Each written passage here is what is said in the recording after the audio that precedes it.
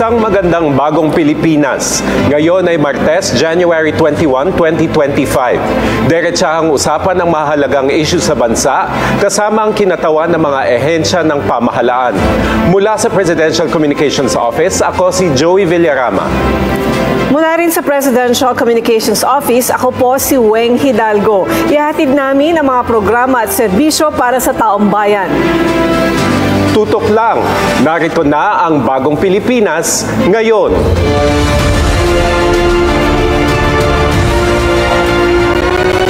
Mahalaga ang pag-aaral at pagbuo ng irrigation systems, lalo pat may malaking epekto ito sa agrikultura, food security at pangkalahatang pag-unlad ng bansa.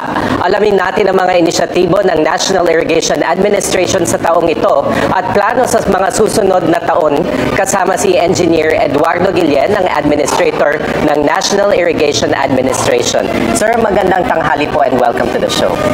Thank you po. Magandang tanghali po sa ating lahat.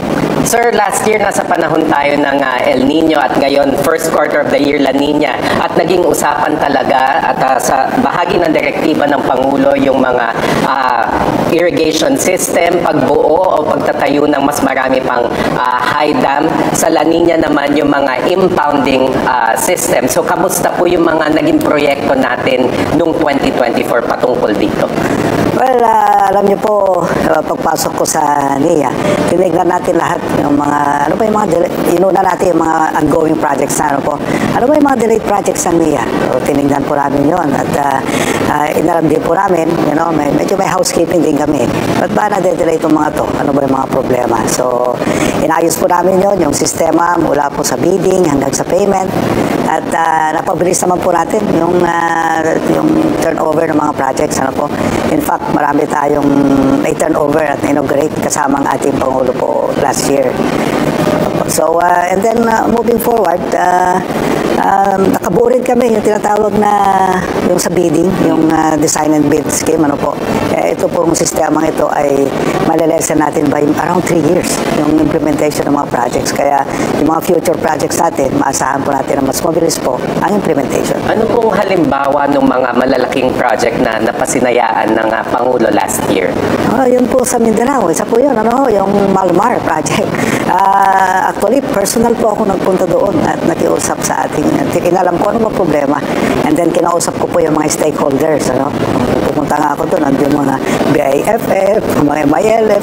Ano bang problema? Pwede bang tulungan nyo kami sa implementation? At, kasi yung project, mga around 10 years nang ginagawa. Hindi na natapos eh. Sabi ko, pagtulungan nyo kami rito, within 1 year tapos namin. So, yung mga kapatid naman natin, nakipagtulungan, And true enough, within 1 year, na-turnover natin yung Malmar. And of course, dito naman sa parteng Visayas, yung Halaor Dam natin, So, isa rin yun sa ating na-inaugurate. Sa Luzon naman, yung dito sa may Pasukin, yung Solbec Dam, Mga yun talagang inaabot na ng mga 10 taon bago natapos eh. So, ilan lang yung mga yun sa aming mga natapos. So, sir, bukod po dun sa Malmar, kumusta naman po yung iba pang dam doon sa, yung operations ng mga dam doon sa Mindanao as a whole? Yun po yung ating tinutukan. In fact, nakita natin dito sa may Bukidnon area kasi may malaking ilog po tayo dyan. Nandun po yung concentration din ng ibang projects ng NIA at tinitignan natin kasi maganda po kasi sa mga projects po ng National Irrigation ay bukod doon sa productivity na ma-improve ng ating mga farmers ay nagsisilbi rin siyang flood control. So, yun po yung ating na-contribute doon. At alam naman po natin yung malalaking dams, meron pa po yung power generation. So, concentrate po tayo dito sa ating mga multipurpose projects, multipurpose dams. Pero bukod dun sa dam, na actually galing ako late last year sa Coronadal. So, parang binubuo nyo na rin yung mga opisina, in-improve nyo yung mga opisina ng NIA. Ang ganda ng opisina ng NIA doon sa Coronadal. Alam mo, magandang kwento po yan eh. Pagpasok ko po sa NIA, ang unang problemang na-encounter ko po, ma'am, is that yung sa Iloilo City. Pinapalayas ang NIA doon sa ating at na-embargo na yung property natin sa Iloilo City. Sabi ko ba, parang nagkaganon yan, So, inalam natin kung anong problema. And then, nagulat ako. Dahil halos walang maayos na title ng mga properties ng NIA, So, sabi ko, teka muna.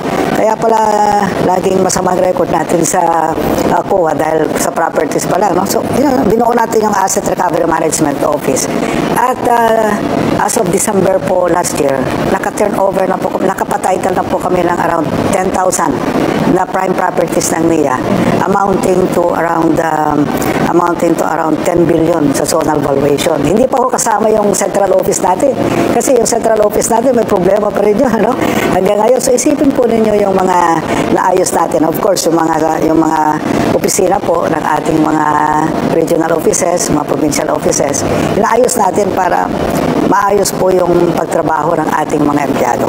Ayan, maganda yun kasi nakakabigay ng motivation talaga kung maayos yung inyong working space at saka syempre yung equipment sa pag-monitor ng dam. Kanina may sinabi si Weng na doon nga sa nabisita niyang monitoring station, napaka-high-tech, no? Yes. So sir, bukod doon sa mga multi-purpose dam na nagsaserve as imbakan ng tubig, yung nagpa-power generate, pwede rin siya for aquaculture, no? Ang naging isa sa malaking byword o yung parang palaging pinag-uusapan lalo na nung panahon ng El Nino is yung solar-powered irrigation system.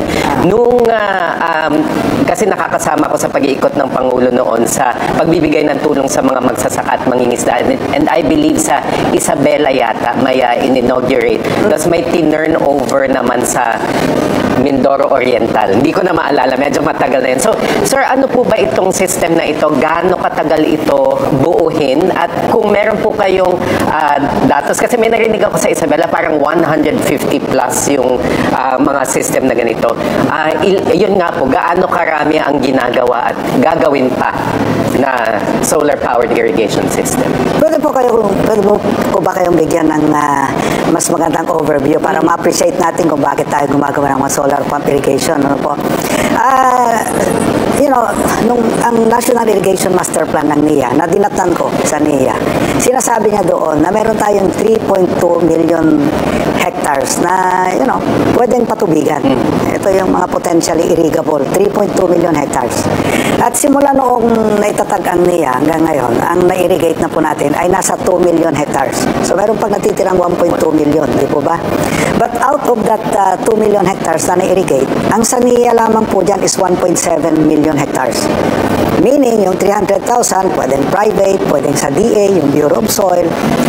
Pero, nung tinignan ko yung data natin, out of the 1.7 million hectares na pagawa na ng NIA, ang gumagana lang, sir, is 1.2 million hectares. Sabi ko, nasaan yung 500,000? So, of that 500,000 hectares na nawawala, yung parang 200,000 hectares ay na-convert na into industrial, residential, sari-sari po. So, hindi na natin ma-recover yun. Pero meron tayong 300,000 hectares na pwede pang ma-recover. And out of that 300,000 hectares, mga kalahati na to, yung kailangan po nating i-restore, yung restoration and repair. Kasi nasira ng bagyo, nasira ng calamity. So, but it will take, kung pina-repair natin yan, around 1 year to 2 years. Yun pong kalahati ay wala pong sira yung mga irrigation canals natin. Pero hindi namin mapatubigan yung ating mga tail end ng irrigation canals kasi walang tubig. Kasi lahat po ng tubig sa buong Pilipinas ay silted na. So kinakapos po kami ng patubig. So ang madali pong solusyon doon is lalagyan mo siya ng solar-powered irrigation system. Lalagay mo yung panel sa taas ng kanal, and then kasi sa NIA meron kaming georesistivity equipments Mahanap namin kung saan yung tubig, yung underground water. So doon namin nilalagay, pinapump namin yung tubig through solar pump irrigation at ilalagay sa kanal natin. Ang maganda po dyan, yung mga ganitong project, it will take 3 months to 5 months lamang yan na gawin. In fact, yung pag-install mo nga ng solar pump irrigation, mga 3 to 5 days lamang Ang matagal lamang po dyan, yung well development, yung pag-drill ng well, pag-test, kasi kailangan mo rin i-test yan So, ang ibig ko lamang po sabihin dito, and then, nagpagawa po kami. Teka muna, sabi ko, yung National Irrigation Master Plan ng NIA is based on 3% slope lamang. Sabi ko, ano nangyari na sa mga farmers natin na from 4% to 30% slope? Paano yung mga nagtatanim ng high-value crops, yung nasa upland communities? So, nagpagawa po ako ng Regional Irrigation Master Plan. And with that, nakaipon po kami ng na-find out namin na mayroon pang 920,000 hectares na pwedeng i-irrigate on top of the 3.2 million. No? So, ito naman, pwede mo ring lagyan ng solar pump irrigation kasi alam nyo po ito, kailangan mo ng drip irrigation and fertigation dito eh. Ano po?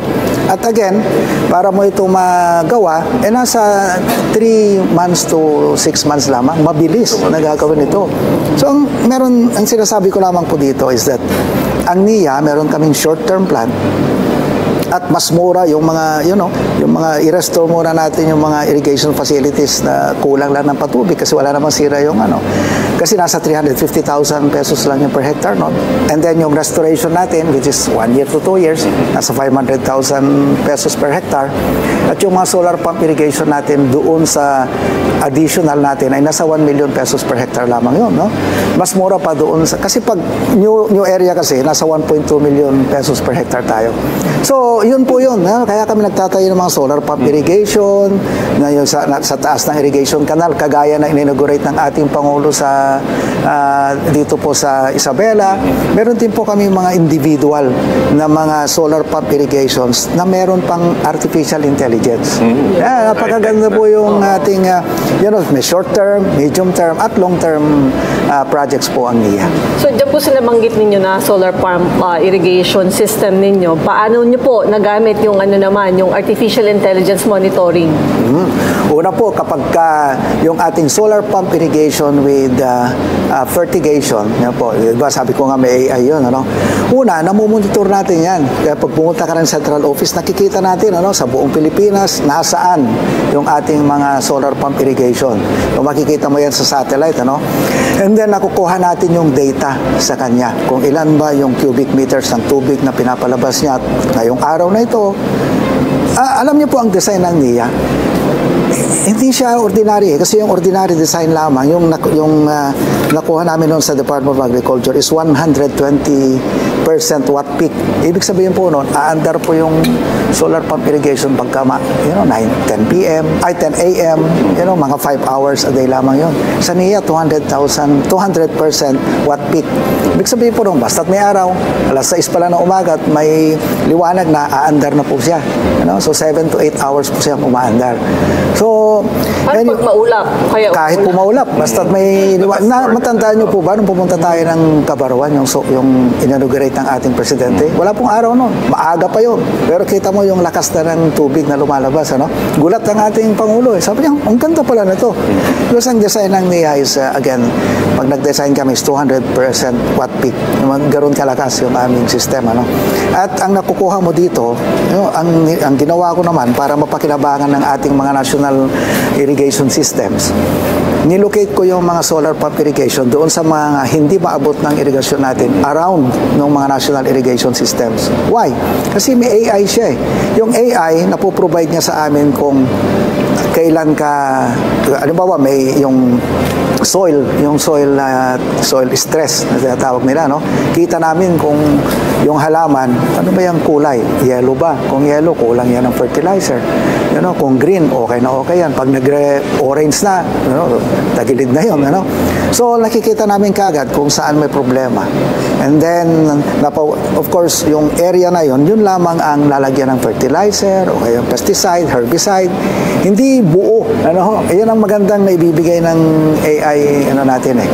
At isa pa, ang maganda doon is yung system natin eventually, dahil nga may AI, sasabihin niya sa atin kung kailan ka dapat magtanim, anong buwan na maganda, anong variety, at saka yung mga inputs na ilalagay mo, yun eventually sasabihin noon. Pati kaya mapapakinabangan mo rin yung mga yan doon sa ating mga national irrigation system.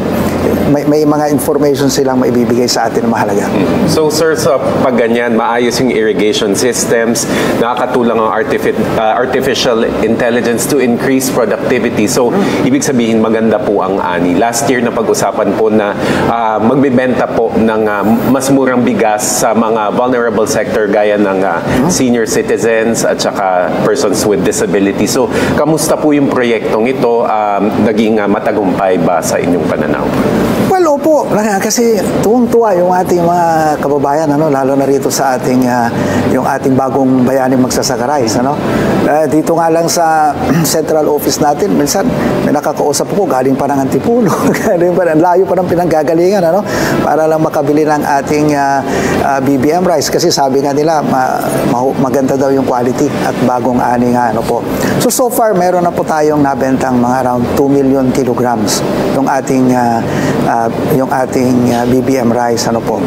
Nagtataka yung iba, bakit paano mo masustain yung 29 pesos na yan?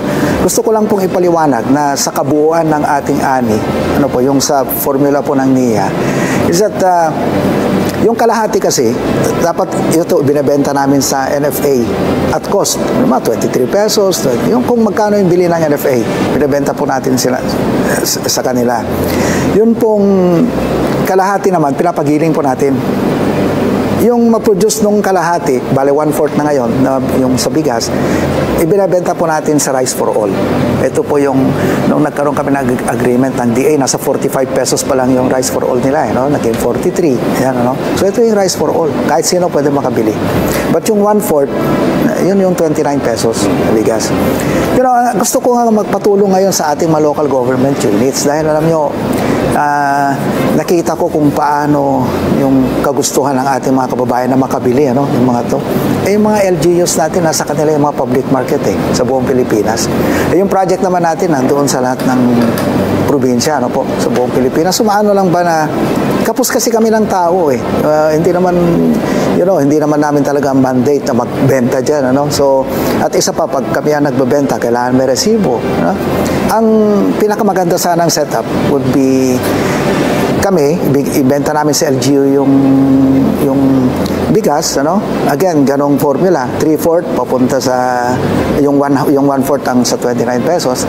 And then sila noon makipagmuha sa cooperative para lahat ng public markets. Ma-access po natin yung murang bigas. So, mula dyan sa bigas, bago makarating sa bigas, syempre, yung pananim muna yan. So, paano naman po nakatulong ang NIA sa mga kababayan nating magsasaka mula dun sa epekto ng El Nino nung nakaraang taon na ang daming mga bagyo?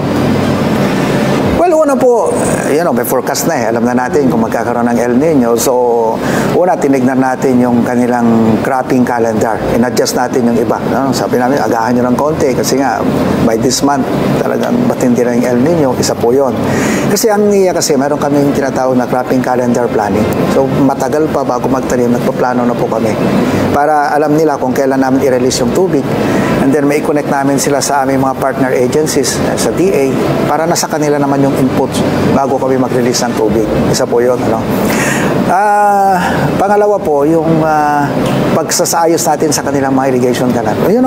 Dati nung pagpasok ko dyan, ang mga equipments ng NIA, pang museum Pero nung nandyan na tayo, bumili tayo ng marami pong mga heavy equipments, mga backhoe, And then, nagamit po natin ito sa El Nino dahil nag-desil tayo ng canals, gumawa tayo ng mga brush dams, Kaya nakatulong po ito ng malaki, And of course, yung AW din natin, yung alternate wetting and drying technology natin, na kung saan pag i-implement mo, hindi tataas na nga yung yield ng ating mga magsasaka, makakatipid pa po kami ng around 20 to 30% ng tubig at meron pa silang makukuhang yung carbon credit na may bayad pa sa kanila sa carbon credit.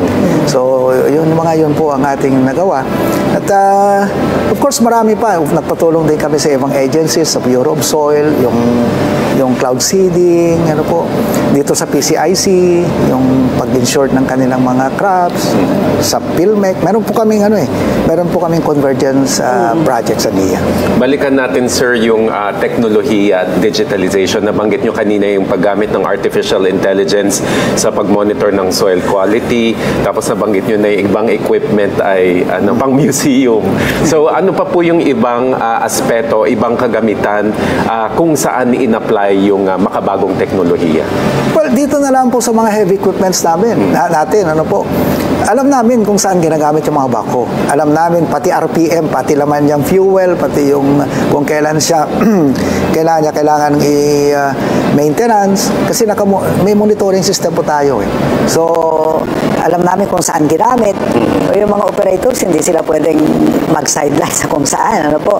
At kahit hindi sila nagsasabi, alam namin kung kailan siya pwedeng i-change oil. Kaya, yung mga bago po natin mga equipments ngayon, bihira po ang nasisira dyan dahil namomonitor po natin kaagad. At nakakapag-dispatch tayo ng mga tao natin para ito ay ma-repair. Ano? And of course, dun sa solar power irrigation kanina, nabanggit ko naman na po yung ating pakinabang po doon, ano? Yung smart agriculture technology natin. Ano?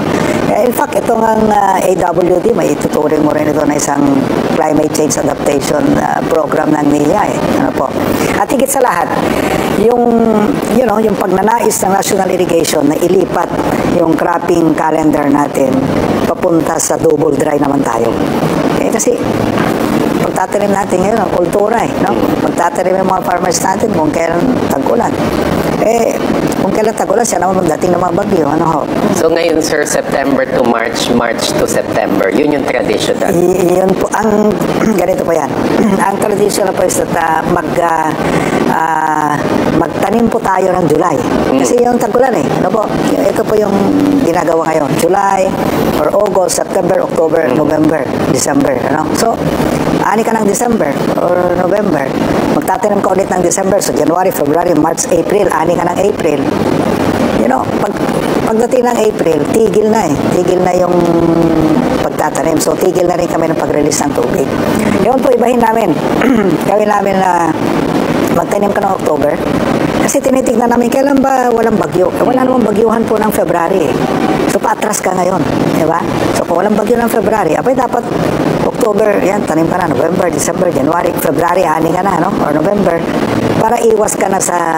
Ang masama kasi sa palay, yung buong tamaan siya na namumunga siya yung flowering stage na tinatawag. Talagang madadamage po siya noon, no? Pagkaani mo ng February, tanim ulit kami, March or April, so May, April, May, June, July, bago dumating ang bagyuhan, nakaani na po kami. At kapag ginawa mo po yun, so yung cropping intensity na tinatawag natin, tataas siya Dahil effective yung dalawang cropping mo na, diba? Kung gusto nilang magtanim ulit ng wet cropping, magtanim ulit sila, diba? Pero ang maganda pa pong may dudulot nito is yung yield ng ating palay. Tataas ang yield simply because maaraw siya Diba yung mas mataas ang yield pagka maaraw. At yun po, pati yung production natin ng kuryente. Tataas din kasi during summer ngayon, nagre-release pa rin ang NEA ng tubig. So, yung mga high dams natin, yung mga multipurpose dams natin, nag-generate siya ng kuryente. Unlike before, pag summer, ayaw na namin mag-release ng tubig.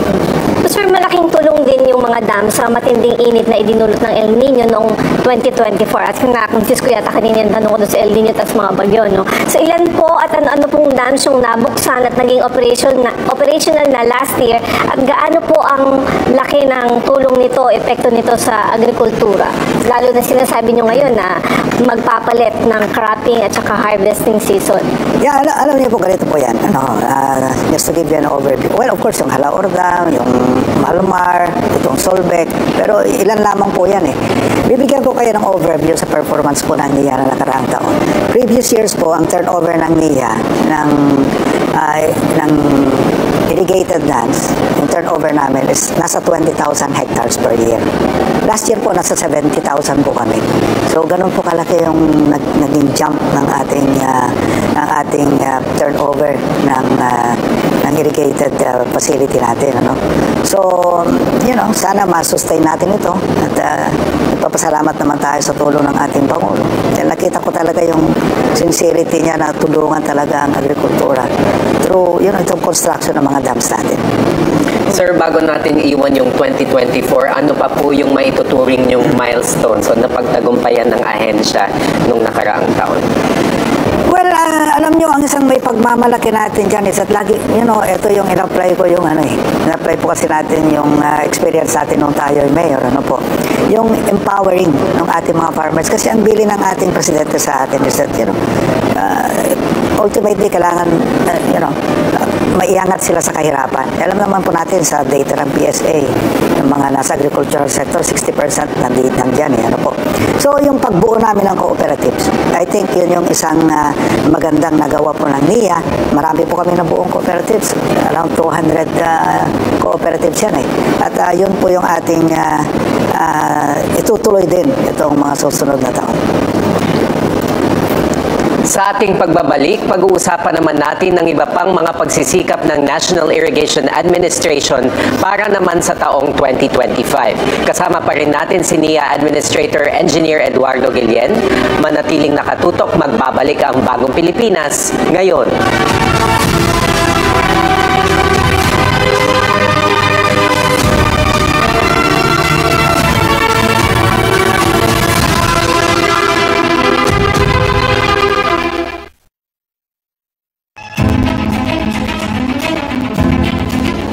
At ito yung guarantee ko. Napakasimple lang ang guarantee ko. Kahit may subsidy, kahit walang subsidy, kahit anong contribution, all of these issues, hindi mababawasan ang serbisyo ng PhilHealth. Hindi mababawasan ang bayad ng PhilHealth sa insurance claim. In fact, baliktad, padadamihin pa namin ang serbisyong ibibigay ng PhilHealth, palalakihin pa namin ang pagbayad sa insurance claims. So, I would like to just assure everybody, huwag niyong inaalala na mababawasan ang serbisyo kahit na kanino, para sa senior, para sa mga hirap, para sa middle class. Walang mababawasan kahit isang pusing. Quite the opposite. Dadagdagan natin yan in 2025, mas dadami pa ang magiging serbisyo na ibinibigay ng PhilHealth, mas lalaki pa ang magiging payment na ibibigay sa insurance claim. Kaya huwag po kayong mag-aalala, walang mawawala sa serbisyo ng PhilHealth. Mas pinapaganda pa nga namin ang pagpatakbo ng PhilHealth para mas marami pang maibibigay sa taong bayan.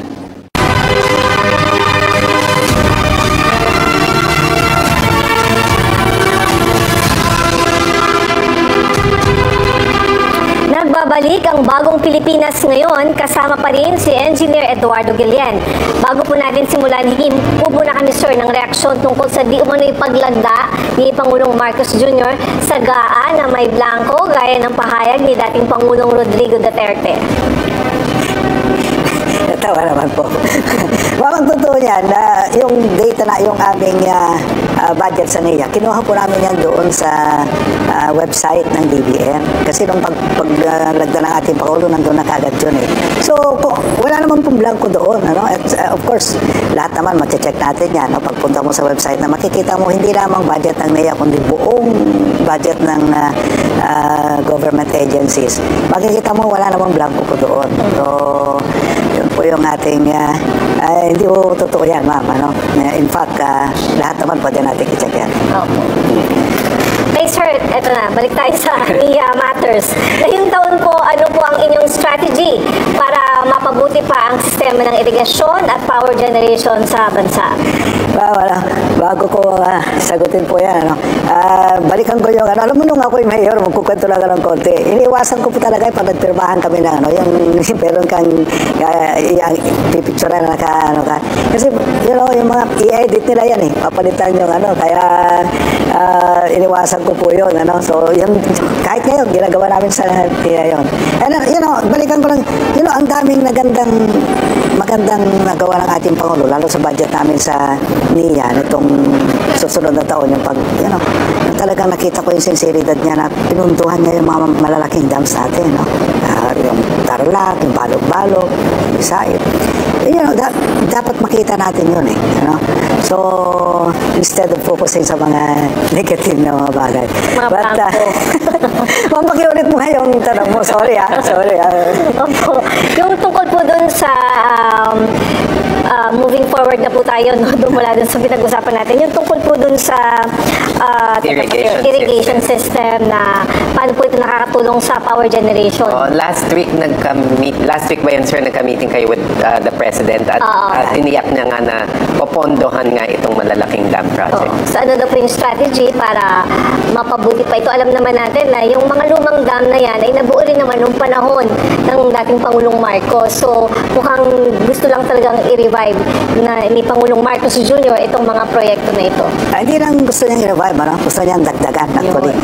Kasi alam natin ang malalaking dams na ginagamit natin na ginawa ng ating former President Ferdinand Marcos Sr. Yung Pantabangan, yung Magat. Yung Pantabangan niya, 50 years na nung last year. Nauna pa yung Magat na na-construct yan. So more than 50 years na yung Magat natin. Well, para madagdagan yung power generation sa ating mga dams ngayon, di ba, na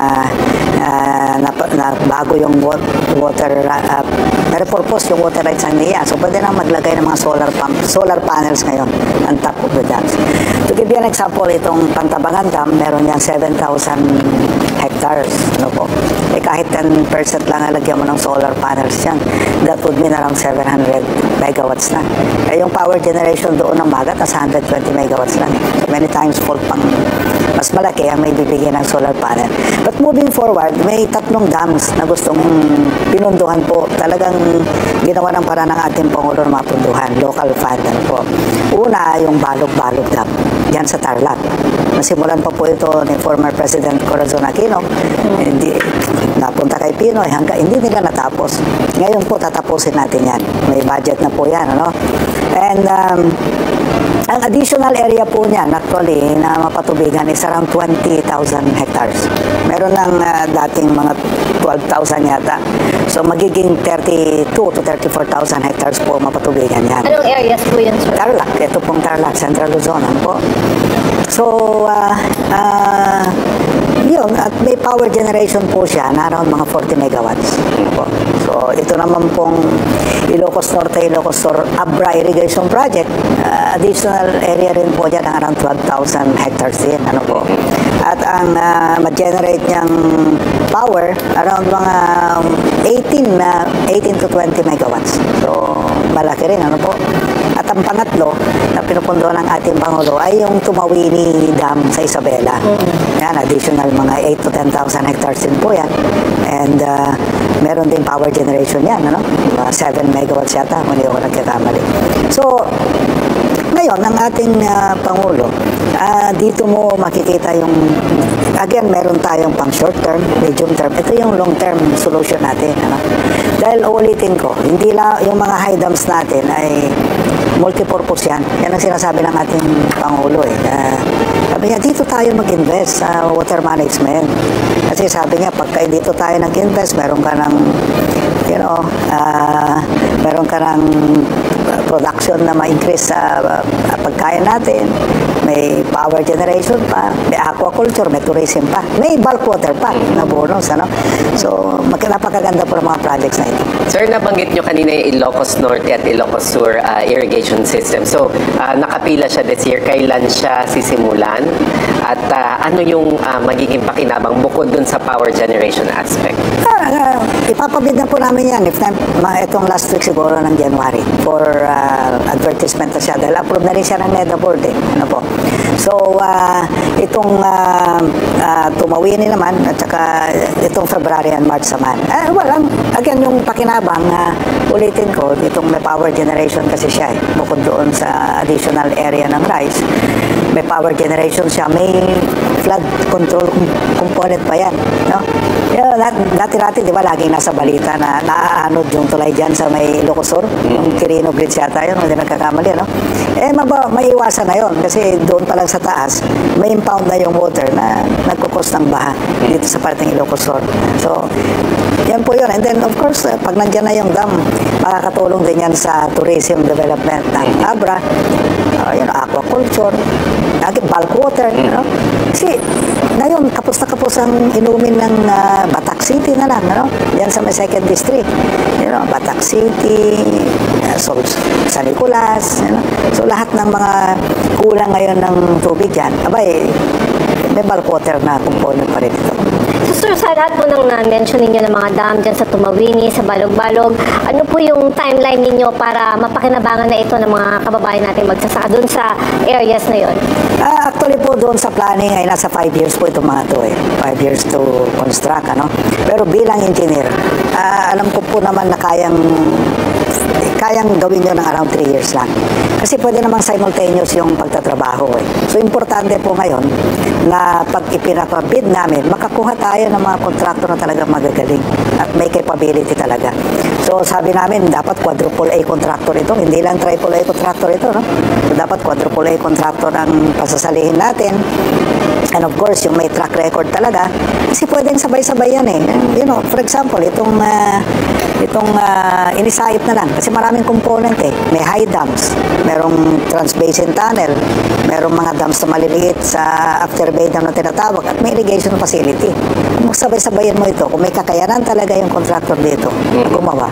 Within 3 years, tapos po yan Sir, nalaman natin last year na ang El Nino ay mas magiging frequent na kung dati every 5 to 7 years, pwede ngayon from 2 to 5 years na. So, ito na yung new normal. So, bukod dun sa nabanggit natin mga solar pump irrigation system, ano pa po yung long-term na plano natin para talaga makatulong sa mga magsasaka at magsasaka na maapektuhan ng El Nino phenomenon?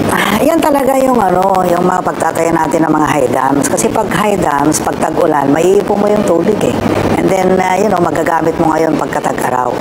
Pag meron kang high dam, ang totoo niyan, mas gusto pa namin sa NEA yung may El Nino Kasi mas mahaba yung tag-araw. Mas mataas po yung yield namin during the dry season. Yun po yung mindset namin sa NEA. So, ang kailangan natin as part of our climate change mitigation and adaptation, high dams talaga Pag adaptation, sinasabi natin yung mag-construct ka ng mga water impounding facilities. Isa po yan. So, isipin nyo, sa Pilipinas, pag umulan, sobra-sobra tayo ng tubig. Binabaha pa tayo. Tapos, maaari bang mag-construct ka nga lang ng high dams para from vein to boon, yung tubig na instead na manalasa, mapakinabangan mo pa. Ramdam na ramdam namin ito, yung sa aming bayan na lang. Yung mga pinatayo namin mga water management projects, pinunduhan ng DPWS yan yung mga projects ko doon, I'm proud to say, nung panahon ni Secretary Babe Singso, doon napunduhan yun. Ngayon, ang laki ng pakinabang namin. Yun ang mga kailangan natin na climate change adaptation projects. Yung mga pagtatayo ng mga high dams. Sir, last year, nagkaroon ng collaboration ng NEA sa iba't ibang ahensya para sa agricultural at infrastructure projects. Ano pa po yung ibang paraan ninyo para mas mapatatag yung agricultural efficiency at syempre mas tumaas yung kita ng mga kababayan natin magsasaka? Well, unang-una po dyan, ma'am, kailangan talaga para kung gusto natin talaga yung sustainable na tulong sa ating mga magsasaka, ang unang-una dyan natin isipin ay magkaroon sila magkaroon ng economies of scale production. So, magtatayo tayo ng cooperatives. So, pag nagtayo ka ng cooperative, may partnership kami with CDA. Yan, kapag nandiyan na yung ating mga cooperative, kailangan naman nila ng mga farm machineries. So, yung convergence natin with PhilMec na naman yan. And of course, yung mga input, ang daming mga assistance na pwede natin makuha sa DA, dito sa National Rice Program, dito sa PhilRice. So, tuloy-tuloy po yun. And then, of course, sa marketing, pwede tayo makipag-partner sa DTI, sa mga local government units. At, pag panahon nga ng El Nino, tinatap din namin ang DOLE, yung kanilang tupad program, DSWD, yung Cash for Work. So, yung utos ng ating Pangulo po talaga na magtulong-tulong, yung unity. Simulan natin yung unity dito sa ating mga national government agencies para makabuo tayo ng isang program, ng isang project na may economies of scale para mapakinabangan ng ating mga magsasaka. Alright, maraming salamat sa mga impormasyong ibinahagi ninyo, NEA Administrator Engineer Eduardo Guillen.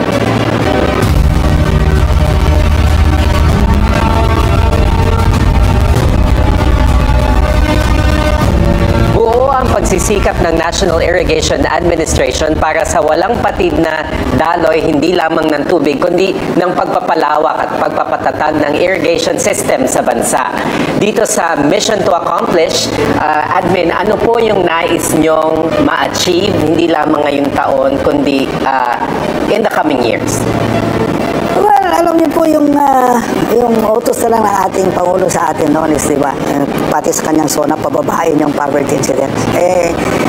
Bilang dating mayor, alam ko na yung karamihan ng mahihirap nasa agricultural sector. So malaki talaga ang ating may tutulong diyan, ano po. So una, again, yung pagbuo namin ng mga cooperatives para hindi naman kasi ang kailangan ng ating mga farmers yung dole out lang, yung ayuda lang. Directive ng ating presidente, kailangan mo silang gawin mo silang isang service provider para magkaroon sila ng kakayanan na tumayo sa sariling paa, para mas magiging effective sila, magiging sustainable, para kahit yung susunod na administrasyon ay nakakatayo pa rin sila sa sarili nilang paa.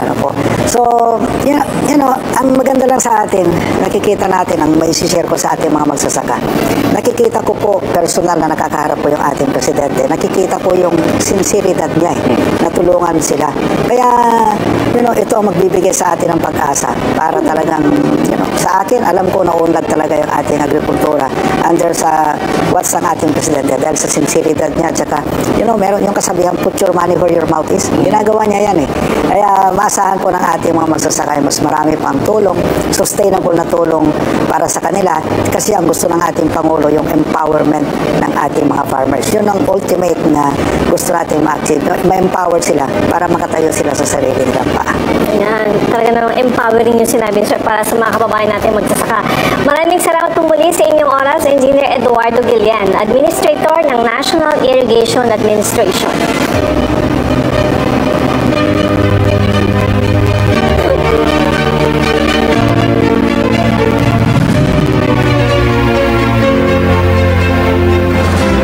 Samantala, ngayong CDC Day, ihahatid namin sa inyo ang mga programa at proyekto ng Clark Development Corporation para sa patuloy na pagunlad ng Clark Freeport Zone tungo sa isang bagong Pilipinas. Pag-usapan natin ang iba't ibang paboritong pasyalan at outdoor adventures hanggang sa makukulay na events sa Clark sa ulat ni Attorney Nicolette Henson.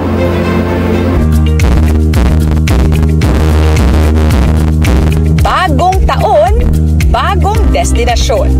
Ang Clark Freeport Zone ay hindi lamang para sa negosyo at turismo. Ito rin ay isang paboritong pasyalan para sa buong pamilya. Kaya naman, samahan nyo kaming bisitahin ang iba't ibang lugar sa loob ng Freeport na siguradong ma-e-enjoy ng lahat. Mula sa libreng pasyalan at outdoor adventures hanggang sa makulay na events, ang iyong 2025 ay siguradong mapupuno ng saya at sigla dito sa Clark. Malawak, malinis, at puno ng saya. Yan ang hatid ng Clark Parade Grounds, isang paboritong lugar para sa mga pamilya o kaya naman para sa mga gustong mag-start ng kanilang fitness journey. Dito kasi magandang mag-banding, tulad niya, nasa family. Parang quality time, tahimik. Tapos parang pag ayaw mo ng magulo, dito peaceful, medyo makakapag-relax ka.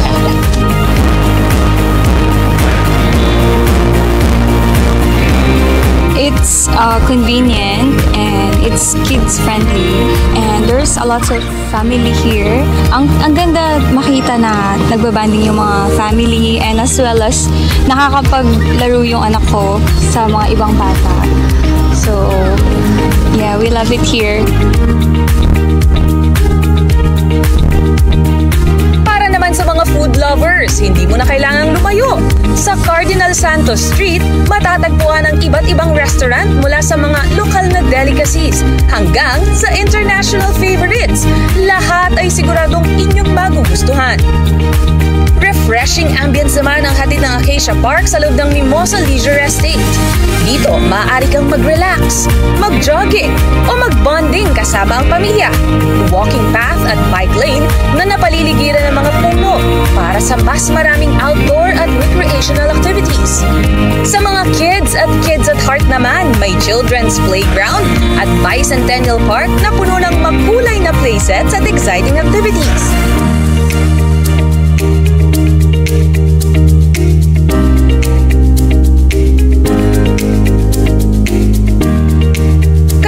Naghahanap ka ng bagong destinasyon ngayong taon, huwag nang magpahuli at bisitahin na ang Clark Freeport Zone. Samantala, formal nang binasbasan ang Chapel of the Holy Child sa Nayon sa Clark at bukas na ito para sa mga sakramentong panrelihiyon at iba pang seremonya. Sa pangunguna ng Archdiocese of San Fernando, Pampanga, partikular ng Holy Cross Parish of Sapang Bato, pinangunahan ni Archbishop Florentino Lavarias ng San Fernando, Pampanga ang Rite of Solemn Blessing, katuwang si Reverend Father Deogracias Kiergalang ng Holy Cross Parish.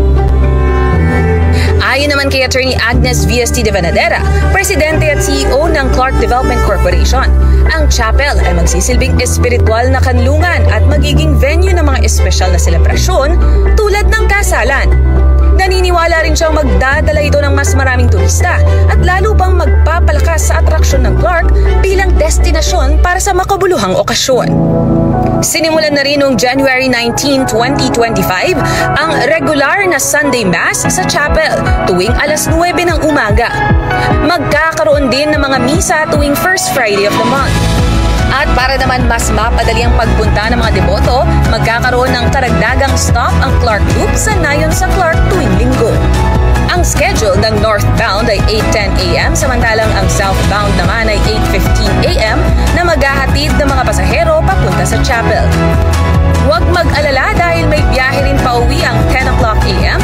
southbound at 10:10 a.m. northbound schedules ay muling hihinto sa Nayon sa Clark upang ihatid ang mga pasahero patungong SM City Clark.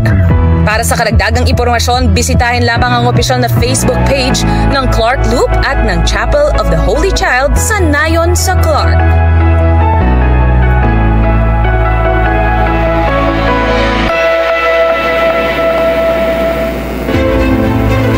Abangan ang iba pang mga update at mga ipinagmamalaki ng Clark sa susunod na edisyon ng CDC sa Bagong Pilipinas. At dito na po nagtatapos ang programa sa araw na ito. Samahan niyo po kami uli bukas para sa mahalagang talakayan at mabilis na aksyon ng pamahalaan. Mula sa Presidential Communications Office, ako po si Weng Hidalgo. At mula rin sa Presidential Communications Office, ako po si Joey Villarama. Sama-sama tayo para sa isang bagong Pilipinas ngayon.